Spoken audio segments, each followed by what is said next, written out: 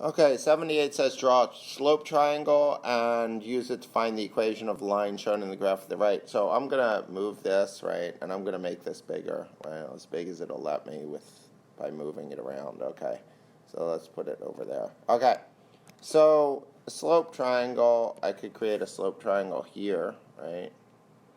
I could start here and go up and then over.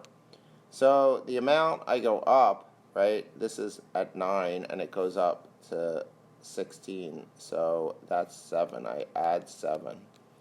And then the amount I go over, I go from 2 to 4, I go 2 over, right? So the slope equals 7 halves, right?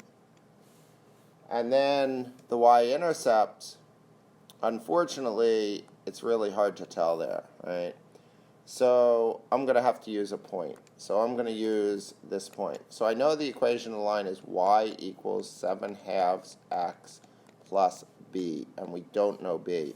So I'm going to use the 2 and the 9, the x and the y, and substitute in. So I get 9 equals 7 halves, x is 2. Right? I could have picked this point. I just decided to pick the 2, 9, right? Okay.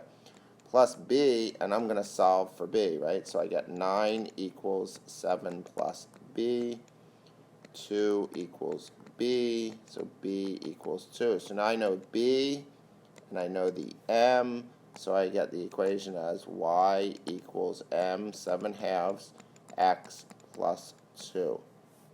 And it does look like it could be 2 there.